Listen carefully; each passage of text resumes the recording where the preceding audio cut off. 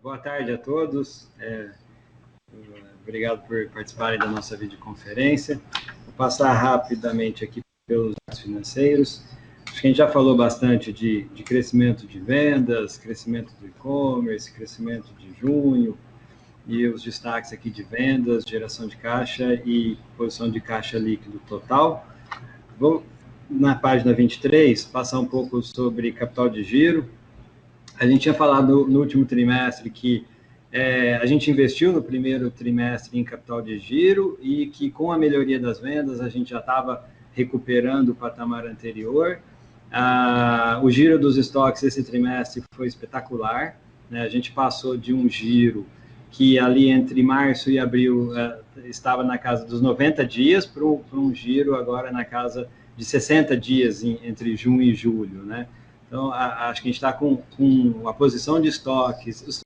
A posição de estoques ela ficou praticamente estável entre março e junho, em torno de 4 bilhões de reais, e a gente vendendo muito mais, né? Então, acho que isso também reforça o fato de que nossos CDs são todos integrados e multicanais, isso facilitou muito conforme o e-commerce cresceu bastante, né? Além do giro dos estoques, que melhorou muito, a gente tinha falado no primeiro trimestre, a gente tinha antecipado muito as compras, e então tinha pressionado também a conta de fornecedores. No segundo trimestre, isso voltou ao normal, a gente muito, porque a gente vendeu muito, e aí, naturalmente, com os mesmos prazos médios de compras, o saldo de fornecedores cresceu, e a gente voltou em junho a posição de fornecedores maior do que a de estoques, como a gente geralmente tem, né? Um ciclo, como o Fred falou, positivo para a gente na questão de geração de caixa, e isso tende a continuar daqui para frente também. E um outro destaque super importante para o capital de giro, que ajudou não só a gente a melhorar o capital de giro em praticamente mais de 2 bilhões de reais de março para junho, e mais de 1 bilhão de reais de junho do ano passado desse ano, tem a ver também com o Magalu Pagamentos, né? Agora a gente conta com mais um de financiamento, que são os sellers, e a gente tem no Magalu Pagamentos valores a repassar para os sellers, que não anteciparam ainda os seus recebíveis e eventualmente recebem no prazo da venda, né? Ou então o próprio depósito dos sellers e também dos clientes do Magalu Pay, que é uma fonte de funding para o Magalu Pagamentos, que também tem crescido. Esse trimestre aqui a gente já tem mais de 600 milhões de reais de fornecedores, ou sellers, dentro de Magalu Pagamentos. Então, com isso, a gente melhorou muito o capital de giro. No gráfico do lado, a gente mostra que a gente melhorou muito a posição de caixa líquido, passando de 3,8 bilhões para 5,8 bilhões em um trimestre. Atingimos uma posição de caixa líquido que é praticamente a mesma do final do ano, né? Que no varejo, geralmente, é a melhor posição de caixa pela sazonalidade. Então, para um segundo trimestre, nossa posição é histórica, e isso ajudou bastante a gente a reduzir despesas financeiras também, que a gente mostra aqui que caíram praticamente 50%, né, de 3,4% da receita líquida para 1,7% da receita líquida, incluindo aqui, né, os juros de arrendamento, né, e leasing, de acordo com o IFRS. No gráfico seguinte, a gente mostra a decomposição do fluxo de caixa dos últimos 12 meses. E aí, na verdade, aqui a gente aumentou o caixa total da companhia de 2 bilhões para 7 bilhões e meio, em 5 bilhões e meio, né? 1 bilhão veio aqui do capital de giro, mais 1 bilhão do lucro e da depreciação, então foram 2 bilhões de fluxo de caixa das operações. Depois tivemos investimentos, captações, pagamentos de juros e a oferta de ações líquida aqui de recompra de ações no período também. Então, no total, 7 bilhões e meio de caixa total, nossa maior posição de caixa na história também. Então, a gente está com um balanço muito sólido. E no slide seguinte, a gente mostra que a geração de caixa não foi uma coisa só deste trimestre, né? Nem só destes últimos 12 meses. A gente mostra que a gente está gerando muito caixa de forma crescente, né? Consistente, há mais de 3 anos, e ao mesmo tempo a gente tem crescido vendas, né, num patamar muito acelerado. A gente realmente acredita que nosso modelo é o único capaz de combinar essas duas coisas, crescimento muito alto com forte geração de caixa. Para terminar, os destaques, falar um pouco de Luizacred, que foi outro destaque muito positivo no nosso resultado. A base de cartões encolheu um pouco, a gente está com 5 milhões de cartões, porque as lojas ficaram fechadas, né? Então a emissão de novos cartões diminuiu, ela deve voltar gradualmente com a reabertura das lojas e a retomada da economia. Por outro lado, o faturamento dos nossos cartões ganhou muito, a gente ganhou muito market share, né? O mercado todo de cartões encolheu pelo próprio isolamento social. Os gastos dos nossos clientes dentro do Magalu encolheram, porque as lojas estavam fechadas, principalmente, mas fora do Magalu os gastos cresceram, né, no geral, ganhando market share e atenuando os efeitos da crise sob o ponto de vista de receita da Luizacred, né? Mas o grande destaque da Luizacred foi na parte de recebimentos, né, que a gente tinha comentado que abril tinha começado abaixo das expectativas, principalmente pelas lojadas, maio já estava melhor com a reabertura das lojas, esse processo continuou, em junho a gente já chegou ao patamar de antes da crise, um pouco acima, e julho foi muito acima do patamar antes da crise. Assim. O recebimento nosso tem sido espetacular, acelerou com a reabertura das lojas e também com muitos esforços de toda a nossa equipe de loja, de central, que fizeram um trabalho excepcional no acolhimento dos nossos clientes. Então, a gente conseguiu melhorar muito o recebimento. A carteira em dia, né, aumentou, a carteira vencida de curto prazo diminuiu bastante, e isso é o que exige normalmente muitas provisões, né? Com a melhoria da carteira de curto prazo, a gente conseguiu ter provisões menores do que o ano passado, né? O NPL acima de 90 dias aumentou um pouco, tem a ver com a pandemia e com o fechamento temporário das lojas, mas o NPL de curto prazo muito mais do que compensou o NPL de longo prazo, e no total a gente manteve, né, o nível de provisões totais da Luizacred entre 1.600 e 1.700 milhões, um índice de cobertura aí acima de 160%.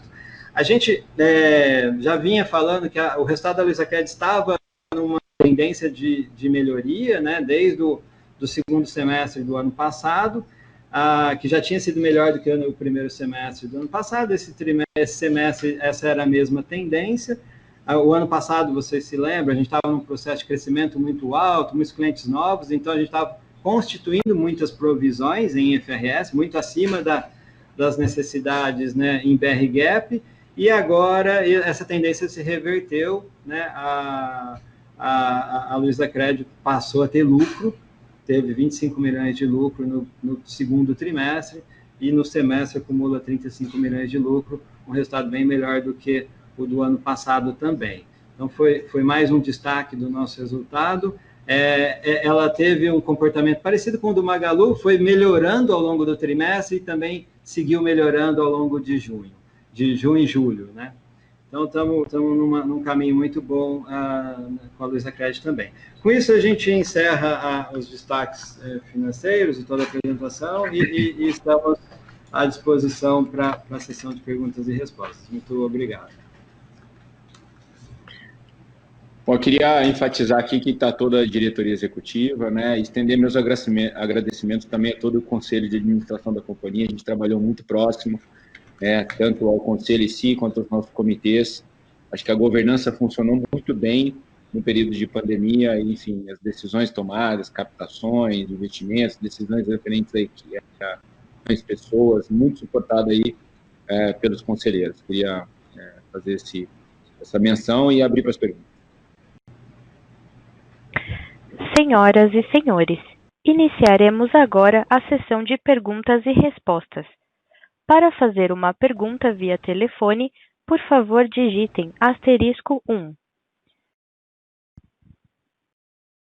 A nossa primeira pergunta vem do senhor Thiago Macruz, do Itaú. Oi, pessoal, boa tarde. Primeiro aí, parabéns por um trimestre que foi realmente excepcional, tá? A minha primeira pergunta é com relação ao Magalu Pay. Eu queria entender, na verdade, o posicionamento de vocês. Se faz sentido imaginar que parte da estratégia seja focar não só no cliente final, mas também no merchant. E se isso é verdade, que fricção que vocês vão endereçar para fazer isso acontecer. E ainda nesse tema, eu queria pegar a visão de vocês com relação ao impacto do Pix no desenvolvimento das wallets no Brasil, do Magalu Pay. Se faz sentido imaginar que o Pix pode ser um divisor de águas na fricção do money das plataformas digitais. São minhas perguntas, pessoal. Obrigado. Thiago, muito obrigado pela pergunta. Enfim, vou tentar falar alguma coisa sem passar muito recibo, né? Sem abrir muito, né, a estratégia. A nossa visão ela é de ecossistema, tá? Como aquele desenho que eu coloquei no final. Eu acho que eu procuro ter tudo que a gente faz aqui em termos de produto. Quando eu falo produto, é aplicativo, é software. Ter uma visão de conectar o ecossistema, né? Então, eu acho que, obviamente, a gente gostaria muito, né, de estender o Magalu Pay para todos os sellers que já usam o Magalu Pagamentos, tá? Então, isso ela hoje é uma conta pessoa física, não é uma conta pessoa jurídica, mas, obviamente, dada essa minha visão de fazer tudo de uma maneira, pensamento sistêmico, ecossistema integrado, eu acho que, mesmo se eu quiser esconder, não dá para esconder que nós vamos chegar lá, né? Então, faz parte, assim, da estratégia. Queria reforçar que nós tivemos uma contratação que eu brinco que foi quase um M&A, foi o Robson Dantas, que entrou aqui no nosso time, tá no time do Fatala, e é um dos caras que mais conhece produtos de pagamento digital do Brasil, se não o que mais conhece, né? Demorei 3 anos para contratar o Robson, e estou feliz que ele se juntou ao time, vai contratar muitas pessoas boas aí, um cara que conhece de produto, de tecnologia, sistema financeiro de maneira, cada bit byte, e enfim, estamos super interessados. Eu acho que a minha visão do Pix eu acho que ele nivela o jogo, tá? Chegou um pouquinho atrasado aí em conta digital, e com o Pix, eu acho que atrasado em relação até aos próprios grandes bancos. Eu acho que o Pix ele vai nivelar pagamento para todo mundo, né? Vai revolucionar a questão de pagamento, principalmente à vista, né? Boleto, débito, mas futuramente eu acho que até crédito também. Então eu vejo como uma oportunidade enorme e para nós ótimo chegar nesse momento, porque nivela o jogo e dá uma chance enorme para o Magalu Pay chegar numa condição de igualdade com as wallets já estabelecidas e mesmo com os sistemas mais tradicionais de pagamento que existem no mercado. Então vai nivelar o jogo, página em branco, enfim, vai trabalhar a gente preparado para ser relevante e, enfim, super empolgado com o Pix. Fatala, o André Fatala está aqui, o CTO. Se você quiser complementar alguma coisa, fica à vontade.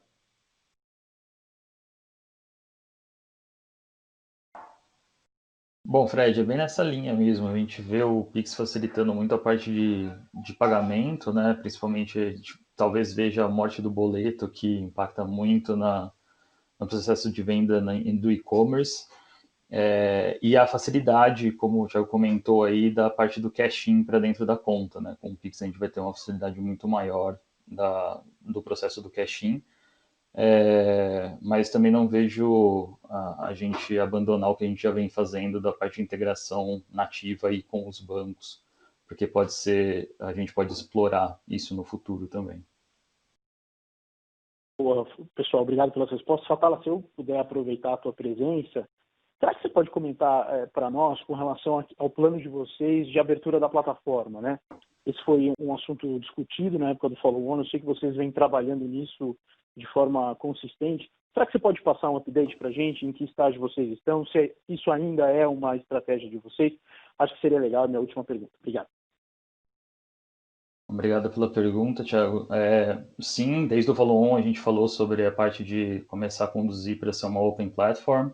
A gente vem trabalhando nesse ano para isso e preparando tudo que a gente construiu do Magalu para que possa funcionar multi-organizações, né, como a gente disse no ano passado. E nós já temos algumas iniciativas internas que estão comprovando que isso vem funcionando para os times de engenharia dentro do próprio Magalu, né? E tendo essa maturidade dentro, ajuda bastante a gente poder abrir para o mundo, né? Ter uma plataforma aberta. Obrigado, pessoal. Obrigado pelas respostas.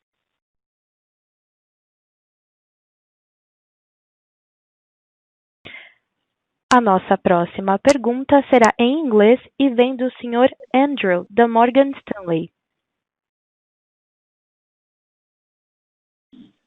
Hi, thanks very much for the question and congratulations on the quarter. My question here is on categories in the expansion and any update on how important acquisitions are to growth here. You've had success with Netshoes and Epoca, so how do you think about expanding the category base and the next categories that could be in focus here for acquisition and integration? Thank you. Thank you, Andrew, for your question. So acquisitions are Com extremely licença, important. senhores. Fred, você pode responder em português, por gentileza. Tem Ok. tradução. Tá bom. Bom, Andrew, obrigado pela pergunta. Acho que as aquisições são importantíssimas, né? Nós fizemos 3 aquisições nessa questão de desenvolvimento de categorias. Foi a Época para beleza e saúde, a Netshoes, artigos esportivos, uma opcionalidade lá que era o Zattini, que é moda, que foi muito bem na pandemia. A Zattini já está um run rate em torno de 1 bilhão anual, já é um dos grandes players aí de moda, e agora mais recentemente para livros, a Estante Virtual, né? Que é um dos maiores marketplaces de livro do Brasil. Então a gente identifica aí algumas categorias importantes para a gente, toda a parte de CPG, alimentos, né? Mercado continua sendo, e a gente não fez nenhuma aquisição aí nessa área, então é uma categoria importante. A categoria de, enfim, nós estamos entrando agora no agronegócio também, vendendo suplemento agrícola para pequenas propriedades, então estamos também entrando, a gente fez esse lançamento aí via Marketplace. Moda, eu acho que Zattini 1 bi ainda é pouco para uma 50 bi ano, né? Então acho que, cara, assim, são todas as categorias, a gente vai crescer organicamente, e se aparecer bons ativos, like, Estante Virtual like, Época like, ou enfim, até um ativo Omnichannel, a gente vai estar olhando, sempre com muita, né, fazendo muita conta, porque a gente eu acho que um gestor, ele é também um portfolio manager, né, ele tem que fazer alocação de ativos, e tem que saber aonde colocar, né, o seu investimento. Então a gente procura fazer isso com muita cuidado, né? E também sem deixar de perder boas oportunidades. Mas elas vão fazer parte, sim, e é abrangente. Até categorias tradicionais, se vier alguma coisa que faça sentido, nós vamos olhar também.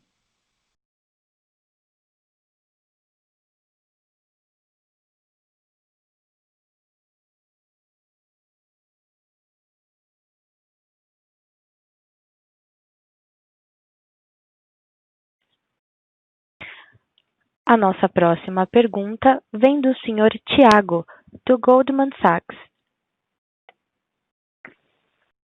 Oi, Fred, Beto, time. Bom dia a todos e parabéns pelos resultados. Obrigado por pegar as perguntas. A gente tem 2. A primeira delas é sobre frequência. Vocês conseguem abrir para a gente mais informações a respeito da frequência média de compra da sua base?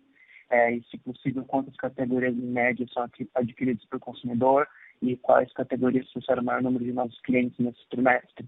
E a segunda é um follow-up com relação a itens frescos dentro da categoria mercado.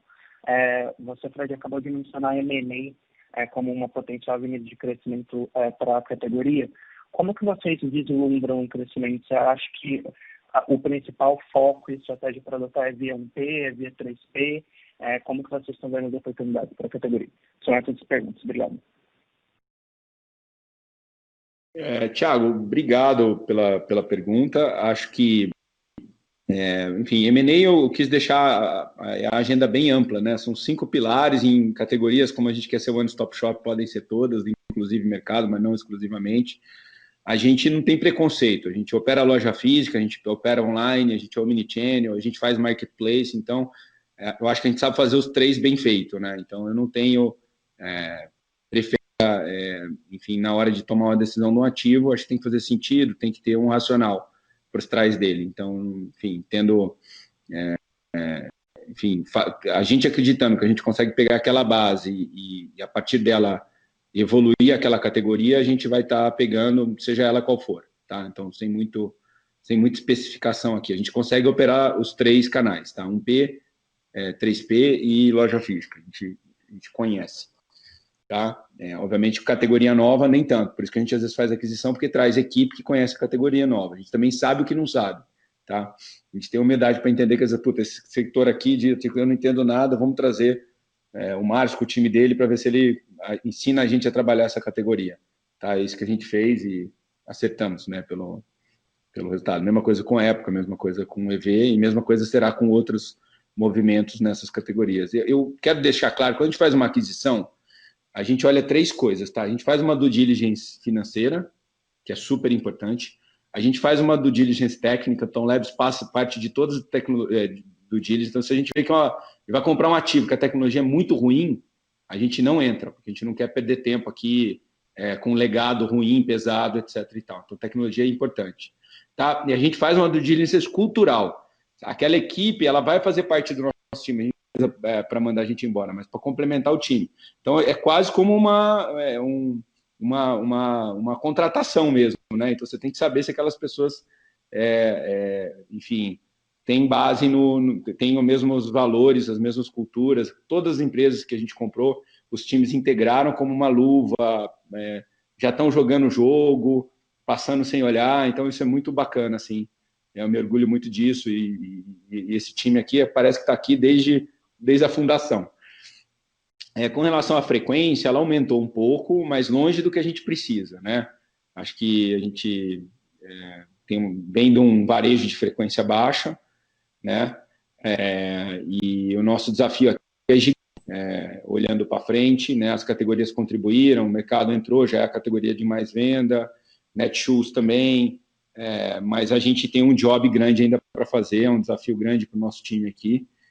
Eu tô longe de estar satisfeito com o aumento que teve agora, que foi aconteceu, mas longe do que eu quero. Se você olha a Alibaba, eu já falei, são 90 compras por ano, a Amazon 50 compras por ano.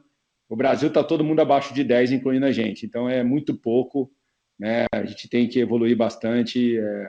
Tough job, grande desafio, mas eu confio nesse time aqui para endereçá-lo. Perfeito, Fred. Obrigado. Se eu puder só uma última, você comentou na sua fala sobre formalização e emissão de nota fiscal, no sentido de imposto, como que você está vendo as discussões a respeito de uma potencial nova taxa para transações digitais?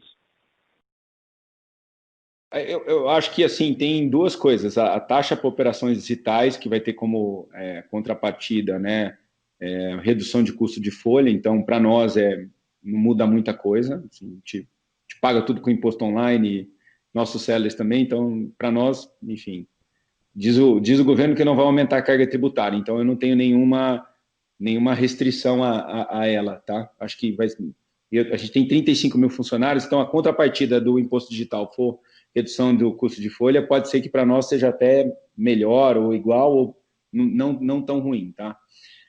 Do ponto de vista, agora tem outra medida no Congresso, que já está lá, inclusive, que é a do PIS e COFINS do governo, exigir que os marketplaces, que o marketplace obrigue o seller a recolher esse imposto. Então, ele ser corresponsável por isso, que não é um imposto digital, mas é uma exigência que está prevista aqui nessa medida que o governo mandou para o Congresso. E eu sou absolutamente a favor, porque eu acho que tem marketplace que tem desvantagens desleais, né? Tendo boa parte da sua base gerando take rate de vendas que não coletam impostos. Como eu não faço isso, eu acho desleal, acho incorreto. Não é ilegal, tá? Ninguém está fazendo... Eu não estou acusando nenhum concorrente de ser legal, mas o seller dele e, enfim, a gente tem que evitar fazer... Tem vários marketplaces, não estou falando de um especificamente. Então, evitar que isso aconteça. Todo marketplace que não obriga o seller a emitir nota, na minha opinião, ele está contribuindo para o aumento da sonegação fiscal no Brasil. Fred, obrigado. A nossa próxima pergunta vem da senhora Eugênia, do JP Morgan. Oi, Fred, Beto, muito obrigada pelo call, foi bem esclarecedor. Eu tenho 2 perguntas aqui do meu lado, se vocês me permitirem. A primeira seria em relação ao plano de expansão, então queria entender se com essa aceleração que a gente tem visto no e-commerce, a gente deveria ver alguma mudança no plano de expansão de lojas físicas de vocês, então como a gente poderia esperar a abertura de lojas daqui para frente. E a segunda pergunta seria mais em relação aos próximos passos, em relação à plataforma Magalu. Então, seja do lado orgânico ou inorgânico, onde deveria estar mais o foco de vocês? Seria mais do lado logística, fintech? Vocês mencionaram melhorar o nível de serviço, que foi uma questão aí que apareceu no segundo trimestre, e tem engajado em algumas aquisições nessa frente da plataforma, então queria entender onde a gente poderia esperar o foco de vocês daqui para frente. Bom, super obrigado, Eugênia, pela pergunta. Sobre lojas, enfim, a gente, por conta da pandemia, a gente foi postergar o nosso plano de abertura de lojas, né, desse ano. A gente vinha abrindo aí 150 lojas anuais, né, até esse ano. Infelizmente, a gente perdeu o primeiro semestre inteiro, abrimos pouquíssimas lojas no primeiro trimestre, enfim, o trabalho ficou mais difícil, mas a partir de junho a gente já retomou, né? Até está bem bacana, a gente está fazendo todo o processo de seleção e treinamento 100% online, né? Até temos algumas imagens do LinkedIn, quem quiser ver como é que está sendo feito, que tem telas gigantes, todo mundo vendo para dar o calor humano, né? E os nossos diretores, Fabrício Garcia, que toca aí, eu até vou chamar ele para falar um pouquinho,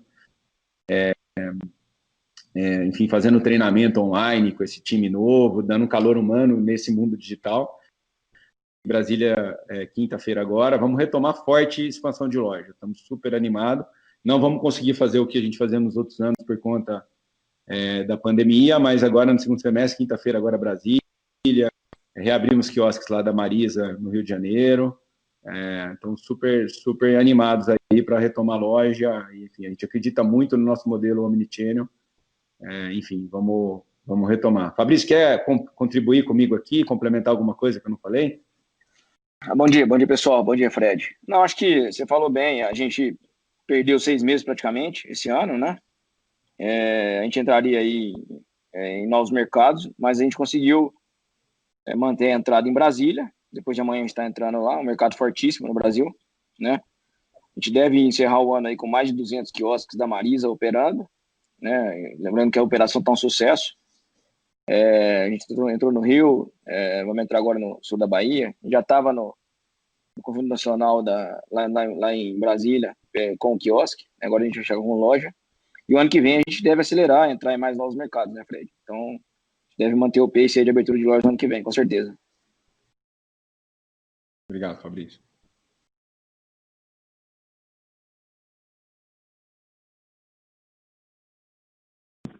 Obrigada, pessoal.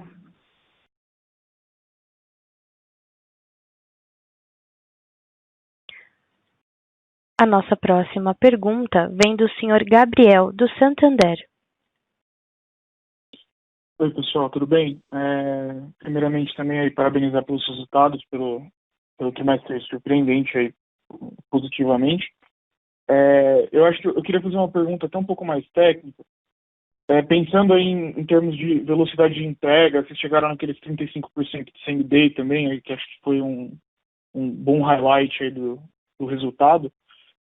Uma parte disso me parece que tenha vindo da transformação aí das lojas em Dark Store e daquela colocação de categorias mais rápidas ali dentro da loja, né? À medida que vocês estão crescendo, na velocidade que vocês estão crescendo, assim, passa a se tornar difícil deixar, acho que o estoque, tudo fica muito grande, né? Então acho que o estoque fica difícil para ficar dentro da loja. Como que fica esse ship from store aí com o e-commerce crescendo nesse ritmo?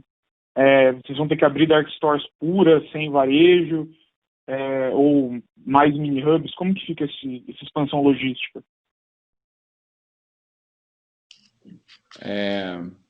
Bom, enfim, abrir mais lojas, sem dúvida, né? Quanto mais lojas a gente abre, mais a capacidade, aumento de frequência, né, de abastecimento, você não precisa ter tudo estocado, né? Você pode ter frequência, ter fluxo e não estoque, né? Uma questão mais lean.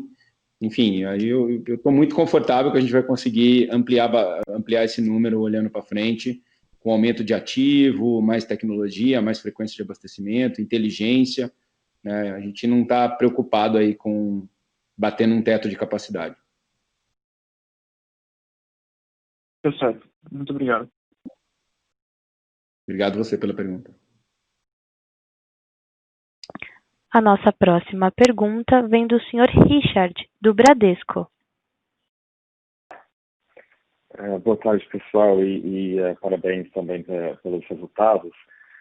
Fred, eu tenho duas dúvidas aqui. O primeiro é sobre o papel da loja. Eu acho que, enfim, ficou muito claro pré-pandemia e durante a pandemia que a loja tem um papel super importante.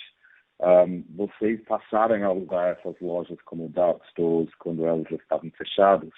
Então, a minha dúvida é sobre como que isso fica depois da pandemia.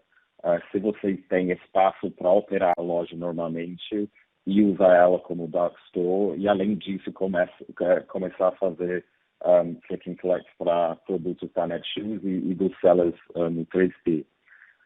E a segunda pergunta era sobre Netshoes. Acho que tanto o Netshoes quanto o Zatti tiveram um trimestre muito forte. Eu só queria entender se isso foi não uma coisa natural por conta da pandemia ou se vocês estão começando a ser um pouco mais agressivo em termos de marketing e propaganda para esses dois sites. Obrigado. Acho que, Richard, acho que a primeira pergunta ela é igual à resposta anterior. Então, acho que eu não vejo... enfim, eu não posso abrir demais também, porque é muito estratégico o que nós vamos fazer com a loja, tá? Então, me permita aí não ser muito claro na resposta, ser um pouco mais evasivo, mas eu posso dizer que eu estou confortável, a gente tem nós temos uma visão aí do como fazer, tá? Sem bater num teto de capacidade ou algum problema físico significativo aí para conseguir usar essas lojas. Eu não falo mini hub, a gente fala mini CD, daqui para frente, tá? Então, enfim, a gente tem essa visão aí para frente. Há muitos detalhes de como que a gente vai fazer. Sobre a segunda pergunta da Netshoes, eu acho que eu vou deixar o Eduardo primeiro e o Márcio falarem. Acho que eu prefiro que eles falem aí do que eu. Ô, Richard, tudo bem? Obrigado aí pela pergunta. Em relação à Netshoes, de uma forma geral, era uma categoria que lá no início da pandemia, até olhando para fora, preocupava a gente, porque em muitos países teve uma retração grande do ponto de vista das categorias específicas de calçados e vestuários. Aqui o que a gente conseguiu ver foi, principalmente a partir do final de abril, início de maio, foi um crescimento mais forte das vendas, tanto em Netshoes, e Netshoes especificamente sofrendo com a categoria futebol, né, porque o futebol parou e teve, de fato, um impacto nessa categoria, mas outras categorias, como toda a parte de equipamentos para praticar esporte em casa e a própria parte de running, training, indo bem. E na Zattini, a gente também observou um crescimento bem mais expressivo do que vinha fazendo pré-pandemia, tá? Mas, de uma forma geral, foi totalmente sustentável. A gente está num processo da Netshoes de retomar crescimento e buscar o break-even. Isso faz com que a gente ainda não tenha muito espaço para grandes investimentos, então não teve nenhum tipo de investimento superior, nem em margem, nem em marketing. Também não teve um decréscimo disso, veio praticando, as margens até subiram um pouquinho, mas dentro do que vinha se fazendo. O break-even veio por conta de uma alavancagem operacional com esse crescimento de vendas e também pela captura já de um início de processo de sinergia que a gente teve, uma vez que boa parte do back-office já está integrado, né? A gente já tem aí uma última parte, que era a parte do saque, que foi feita essa migração para o Magazine Luiza, toda a parte de back-office já tá integrada. Então, acho que daqui para frente a oportunidade é de sim, uma vez que a gente está com uma base mais estruturada, mais sólida de resultado, buscar maiores investimentos e conseguir fazer um crescimento ainda maior, né? Acelerar ainda mais a Netshoes, mas sempre com mais contribuição positiva. Márcio, se quiser complementar? Olá, boa tarde aí, pessoal. E só complementando o que o Edu falou, lembrando também que a Netshoes, especificamente, ela veio numa crescente em relação à recuperação de várias marcas e franquias, né? Então, o próprio posicionamento, o Fred participando de reuniões aí top to top, trazendo aí as grandes marcas, recuperando produtos que a Netshoes tinha deixado de vender ao longo do caminho. Então, com isso, e o fortalecimento do marketplace. O marketplace como uma ferramenta, então quando a gente coloca na projeção, o marketplace bateu quase 30% das vendas já, né, nesse período, novamente, reforçando as marcas, produtos que nós não tínhamos, produtos de topo de pirâmide. E na Zattini, a diversificação de marcas, a gente vem trazendo também muito mais produtos, usando aí toda a capacidade do Magalu, né, de colocar de balanço, inclusive, para reforçar isso. Então, são marcas que vêm crescendo naturalmente, aumentando sua conversão, aumentando sua penetração, sua frequência, e, obviamente, com as sinergias que o Edu citou, né? Então, retirar a loja, as bases já se falando também de clientes. Então, acho que a gente vem aqui numa crescente sustentável e que, como o Fred colocou, atingindo aí o seu lucro líquido, né? Primeiro na história aí da Netshoes, especificamente no mês de julho, e o time trabalhando muito forte com esse viés, com essa pegada de um crescimento sustentável para que a gente possa subir mais ainda a barra, né, e continuar nessa jornada. Importante lembrar que os produtos de Magalu já estão sendo vendidos na Netshoes, aqueles que têm aderência, e os produtos de Netshoes sendo vendidos no Magalu também, tanto Zattini como Nets. Então, toda essa sinergia foi capturada aí ao longo desse primeiro ano de trabalho aí. Então, muito feliz, time muito forte, vamos seguir em frente com essa mesma tocada. Obrigado. Não, excelente. Tá bom. Obrigado, Márcio, Eduardo e Fred. Obrigado.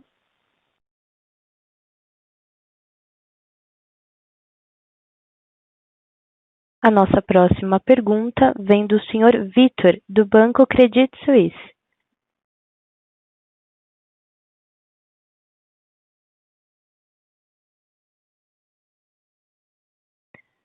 A nossa próxima pergunta será em inglês do Sr. Razi, do HSBC.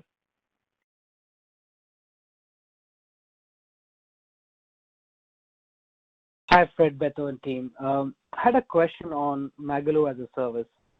You did some really interesting acquisitions in the last few weeks. The question I have is, when you work with the smaller merchants on adding different services, is the idea ultimately to sell directly to the consumer or through Magalu's marketplace, or both?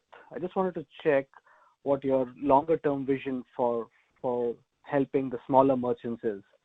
And the second one is on the payments part of it, where does it now make sense for you to start looking at an acquiring business or a sub-acquiring business, given the size that you're going to be doing in processing payments and factoring, etc.? Thank you.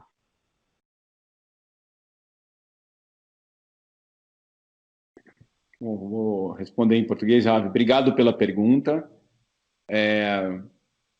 Com relação ao parceiro Magalu, que foi a plataforma que a gente lançou para o pequeno varejista, ele tem as duas opções, tá? Então, ele nasceu totalmente ligado ao Magalu, então, enfim, porque a gente tem algo que para ele, enfim, tem muito valor, que são mais de 30 milhões de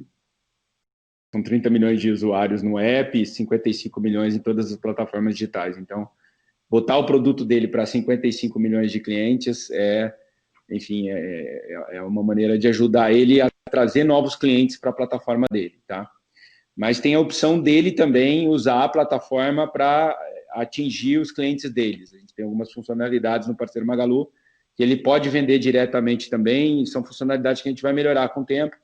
Eu ainda acho que o grosso da venda dele vai ser de clientes que vem da nossa, assim, dos nossos milhões e milhões de clientes, mas ele vai ter a opção de fazer venda direta para o já cliente dele, provavelmente com take rates diferentes, mas a gente quer possibilitar as duas coisas, tá? A gente não quer só prender ele aqui, quer dar a opção dele vender direto também. E lembrando que todo mundo que vende através dessa plataforma, a gente já é um subadquirente, então o Magalu Pagamentos já está embutido lá, então isso já está acontecendo. A gente não é um adquirente, mas como subadquirente a gente já está lá na plataforma. Desses milhares que entraram, isso já está acontecendo, eles já fazem parte do Magalu Pagamentos. Sim, a gente quer, né, como Subernity.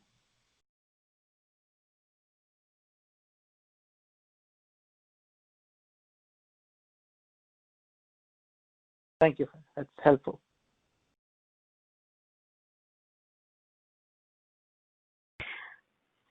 A nossa próxima pergunta vem do Sr. Vitor, da Credit Suisse.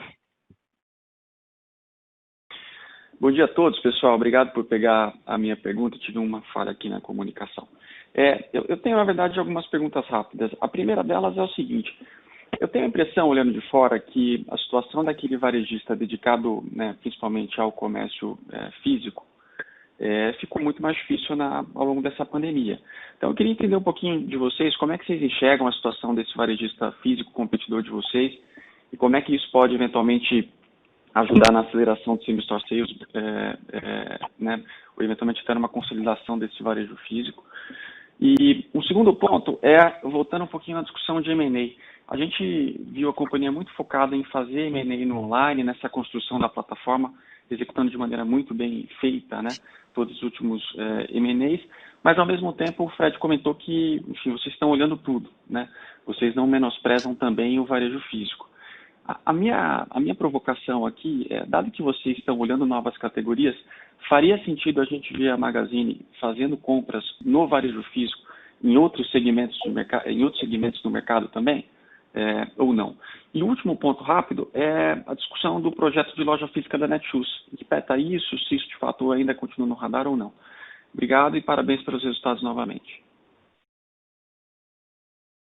Obrigado pela pergunta, enfim, pelas perguntas, né? A gente tem uma série de perguntas aí. Bom, não sei se eu me lembro de todas elas, tá? Só dá uma reforçada aí, Beto, para mim. Começar com os concorrentes do varejo físico, né? Sim, eu acho que sem dúvida, né? Acho que em toda crise tem uma seleção natural, né? Você tem empresas mais fracas, menos capitalizadas, que acabam sentindo muito e saem, ou não saem da crise. Você vê, um dos grandes players de eletrônico pediu recuperação judicial, que foi o Ricardo Eletro. Tem outros pequenos também que tiveram suas lojas fechadas, etc., saíram do negócio. Então tem oportunidade grande. Tem outros que não quebraram ou que não pediram RJ, mas que estão numa situação com sequelas, né?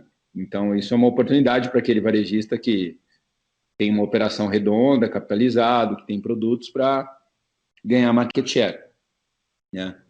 Então eu vejo aí como uma oportunidade que obviamente o time do Fabrício vai aproveitar aí nesse pós-pandemia. Uma situação normal de todo pós-crise, tá? Sobre aquisições, a gente também não vai ficar falando o que nós vamos fazer ou não, etc e tal, mas eu não quero que vocês surpreendam com nada.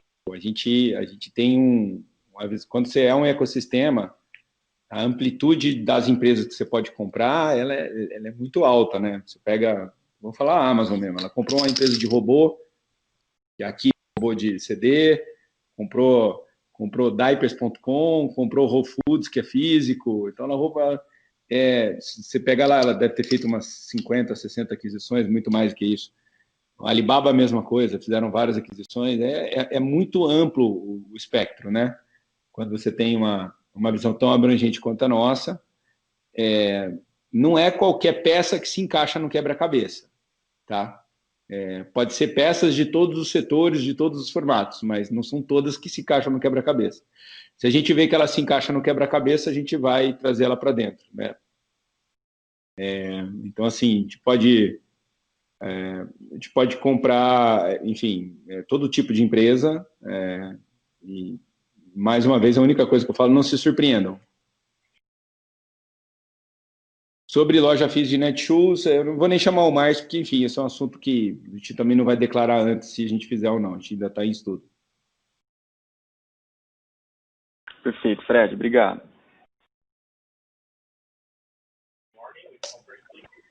A nossa próxima pergunta vem da senhora Daniela, da Eleven. Boa tarde, pessoal. Queria cumprimentar vocês aí pela decisão de abrir um P&L resumido, né, dos meses do segundo TRI. Eu acho que eu queria falar o seguinte, não é só do varejo, as empresas de varejo que a gente cobre, mas de todo o universo Eleven, 150 empresas, a única empresa que deu essa visibilidade para o trimestre foi o Magalu. Então, realmente, parabéns, ajudou bastante a entender aí como que foi o desenrolar do trimestre. E entrando aqui na minha primeira pergunta, fiquei bem impressionada com o aumento da eficiência da malha logística, né? Eu achei que ela foi bem importante para suportar o desempenho do trimestre e com certeza ela é bem fundamental daqui para frente, né? E olhando esse mapinha que vocês colocaram no slide 10 sobre a expansão da LogBee, então, assim, o que eu queria entender, se realmente isso foi tudo LogBee, ou se teve a terceirização dos serviços de last mile para alguns dos players, e se daqui para frente vocês têm a intenção de continuar terceirizando, ou se vocês preferem realmente fazer tudo dentro de casa, e quanto mais vocês precisam fazer para melhorar essa eficiência? Essa é a primeira pergunta, e aí eu tenho uma segunda para o Beto. Dani, tudo bem? Obrigado pela pergunta, né, e pelos comentários sobre, né, a forma de publicação dos resultados. A gente achou importante aí para facilitar o trabalho de vocês, né, e dos investidores, a compreensão de um trimestre tão complexo. Enfim, não gostamos muito de abrir, mas acho que foi necessário. A gente lá acaba mostrando muita coisa. Como é que é um mês só com online, impacto de loja, enfim, tem muita informação lá que a gente costuma não apresentar, mas era importante a gente tomar essa decisão para facilitar o trabalho. Com relação à expansão, quase tudo foi LogBee mesmo. Então, a gente teve uma expansão forte da LogBee, né? Eu falei, ela daqui a pouco representa metade do nosso courier, que é gigante, né? Então, era, assim, a Malha Luiza, ela era tudo mais rodo, não era courier. Então, a LogBee, ela entrou e foi um ano dela, né? Foi um ano quando ela, assim, cresceu mesmo, né, e ganhou uma proporção enorme, a gente focou muito nessa expansão, era necessário, porque sem o retirar loja, a gente precisava desse last mile lá, pegando o produto da loja e levando para o cliente final. Então, foi um trabalho bem legal, tanto do time da LogBee, da logística, como do Labs também, que desenvolveu sistemas para isso acontecer. A LogBee era um TP próprio, né? E aí a gente passou a usar a loja como TP, e isso tem algumas alterações importantes, integração do sistema de loja, tudo foi feito aí ao longo desse processo. Eu não quero, assim, o crescimento do volume do Magalu, ele é tão grande, ele é tão gigante, que não dá para... A gente tem que ser agnóstico um pouco. É claro que a gente tem a nossa malha, a gente quer ter nossa malha, a gente acha que tem oportunidade no Brasil de ter uma malha própria, mas a gente vai continuar precisando de ter correio também, vai continuar precisando de ter parceiros transportadores, né? A gente precisa... Eu gosto de ter um mix das duas coisas, ter uma presença importante própria, em trabalhar com o parceiro, ajudar, enfim, sabe? Não esquecer o parceiro, não. Ele é importante, ele é relevante. Em algumas localidades, ele é melhor do que a minha própria. Então, ter uma visão agnóstica aqui um pouco sobre isso. Dito isso, a gente vai continuar investindo em crescer a malha própria, porque a gente acha que é um diferencial competitivo, mas sem esquecer que a gente pode usar terceiros também. Não é um negócio religioso, assim, ideológico. Tá, ficou super claro, obrigado. E para o Beto, era para explorar um pouco essa questão da provisão, né, da Luizacred, quer dizer, a gente viu vários bancos, né, aí no trimestre, reforçando a provisão com base no over 90, né, principalmente, e eu percebi que vocês foram... não sei, acho um pouco mais conservador, ou, quer dizer, pelo seu comentário, você achou que estava adequado, né? Mas realmente me chamou a atenção, porque não só os bancos, mas você pega também o Banco Carrefour, todo mundo foi um pouco mais, né, agressivo, conservador, não sei como você quer chamar, né? Então, a pergunta, Beto, é assim, você comentou que os recebimentos já melhoraram bastante em julho, Mas e o over 90? Ele também te dá esse conforto para você não ter a necessidade de reforçar a provisão da Luizacred aí no terceiro tri, porque foi isso basicamente, assim, Luizacred e SEG eu errei totalmente, entendeu? Então, eu já estou até me antecipando aí para não cometer o mesmo tipo de erro no terceiro tri. Obrigada. Obrigado, Dani. Uma ótima pergunta. Até deixa eu explicar as duas, aproveitar e explicar um pouco da Luizacred também. Mas começando pela Luizacred, na verdade, toda a contabilidade, a tesouraria, o processamento da Luizacred é feito pelo próprio Itaú, né? Então, o modelo de perda esperada é o modelo do banco, né? Então, o cálculo da necessidade de provisão e das provisões mensalmente é feito pelo modelo de perda do próprio Itaú. Então, nós não temos gestão sobre esses cálculos, essas metodologias. Obviamente, a gente acompanha taxa de aprovação, concessão, todos os indicadores operacionais importantes da Luizacred são acompanhados dia a dia, semanalmente, né, com a gente. Mas o que aconteceu é que, eu comentei assim, o recebimento foi muito surpreendente, assim, em relação ao começo da pandemia, né? Em março, a gente já fez um aumento de provisões, né? O resultado do primeiro trimestre foi um pouquinho menor, já por causa de um pouco de aumento de provisões, mas depois, em abril, as lojas estavam fechadas, então o recebimento caiu, mas depois as lojas foram sendo reabertas e a gente fez um esforço de recebimento, foi muito importante, acho que diferenciado em relação ao mercado. A gente conseguiu, já em junho, voltar para o recebimento igual, um pouco acima até do antes da pandemia, e em julho melhor do que antes da pandemia, né? E aí, quando você olha assim, se você olhar o saldo total da carteira das provisões, ficou estável, 1.600, 1.700 milhões. A carteira total em atraso também ficou estável, assim. E a carteira acima de 90, ela aumentou um pouquinho, mas ela já está provisionada, assim. O índice de cobertura é 160%. Aí você tem, além da carteira acima de 90 dias, nesses 600, 700 milhões de provisões, além da carteira de 90 dias, ele é para cobrir exatamente a perda da carteira de curto prazo ou da carteira em dia, que as duas estão num patamar muito melhor do que antes da crise, né?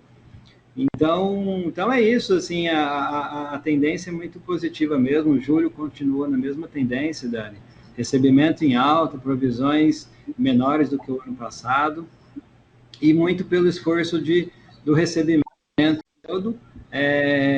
A gente teve um índice de eficiência na Luizacred também muito bom, né?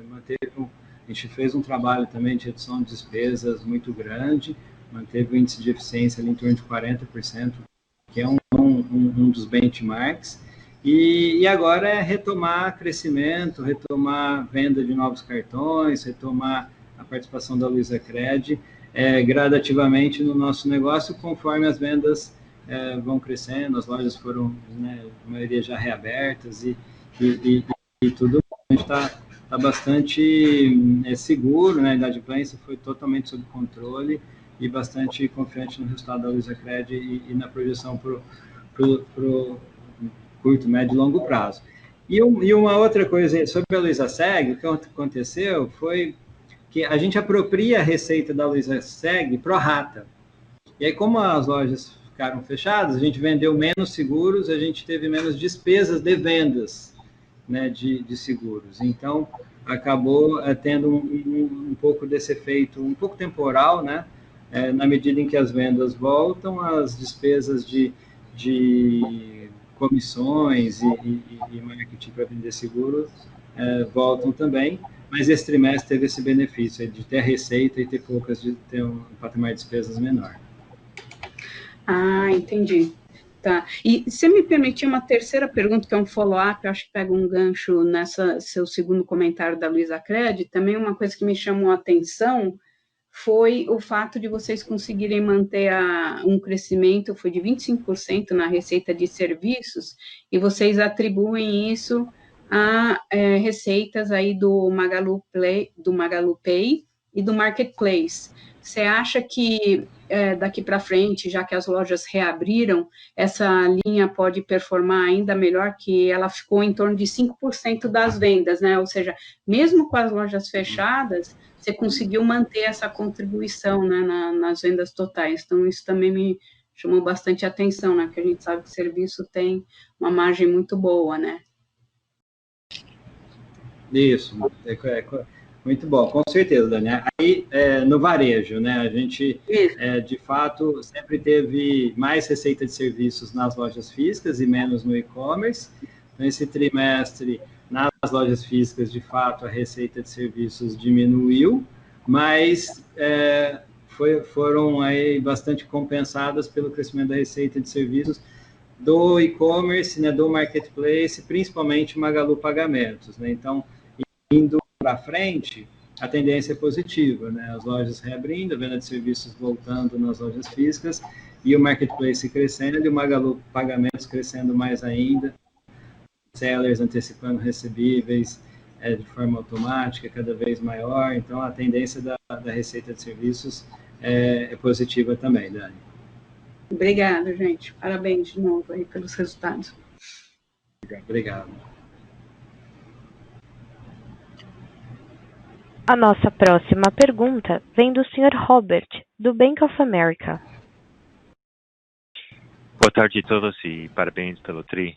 Fred, você pode falar um pouco sobre as melhorias nos prazos de entrega, por favor? Os objetivos de você e como você está pensando em alavancar a Maria Luiza para os vendedores 3P. E que tipo de aumento em conversão uma entrega mais rápida daria ao marketplace, em sua opinião, por favor? Obrigado. Bob, obrigado pela pergunta. Acho que assim, o foco maior, acho que a logística tem, é entregar mais rápido, pontualmente, e aumentar o número de entregas feitas para terceiros, tá? Acho que são os dois grandes focos, né? Eu gosto de simples, né? Então, o Décio, o time dele, tem esses dois, um pouco do time do Leandro também, que trabalha aqui na estrutura, e o Leves, que tem que suportar com tecnologia. Eles têm que entregar, enfim, reduzir esse prazo de entrega, ou aumentar a proporção de produtos entregues num prazo menor, e eles vão ter que encontrar maneiras de absorver mais volume do 3P. Então, o foco está tudo aí. Também, Bob, é uma pergunta super estratégica para nós. Eu não posso te dar os combos, mas dizer de fato que pode acompanhar esse número aí, porque ele é a nossa busca. Esses dois. Entregar mais rápido e entregar mais para terceiro.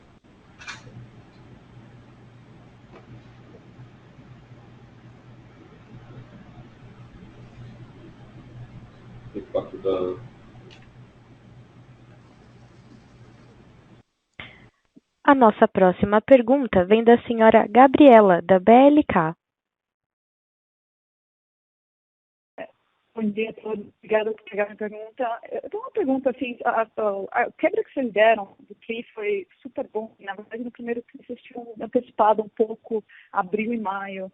Vocês não fizeram isso, esse TRI. Eu só queria entender um pouco como é que está a dinâmica de julho e agosto, todos reabrindo.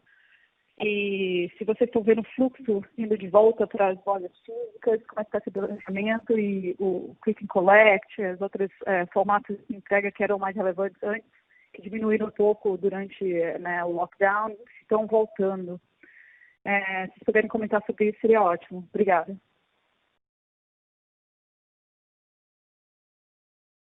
Ok, Beto, o que pode falar?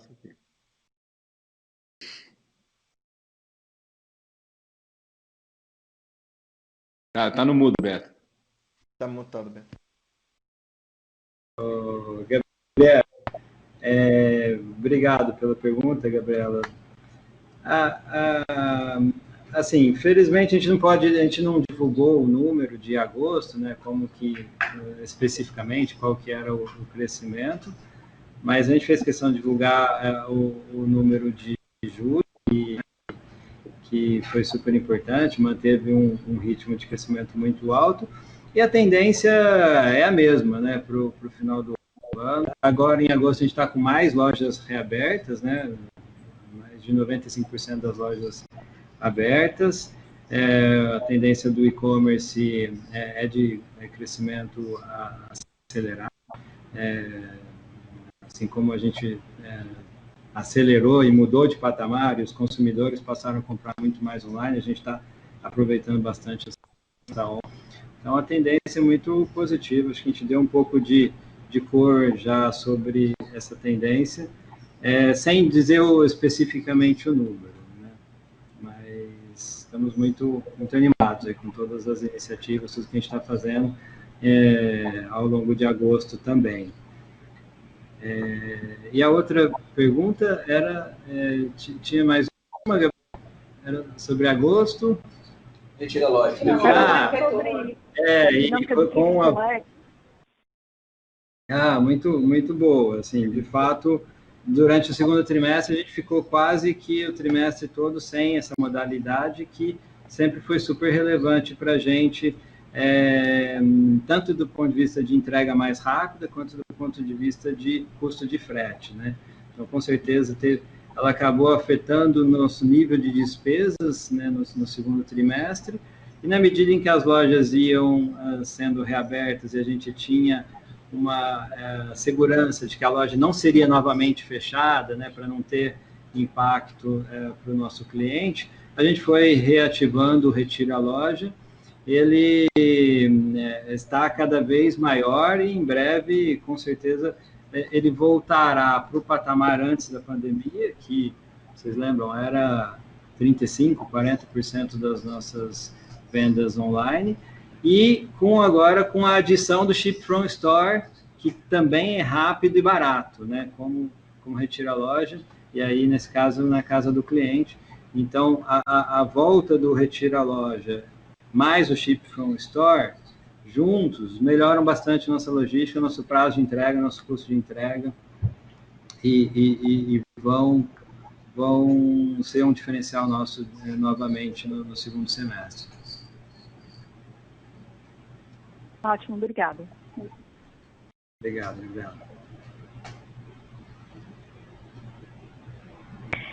Encerramos neste momento a sessão de perguntas e respostas. Gostaria de passar a palavra ao Sr. Frederico Trajano para as considerações finais. Por favor, Sr. Frederico, pode prosseguir.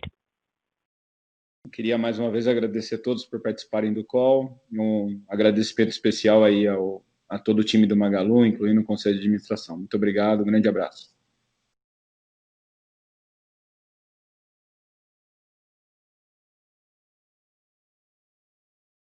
A videoconferência do Magalu está encerrada. Agradecemos a participação de todos e tenham uma boa tarde.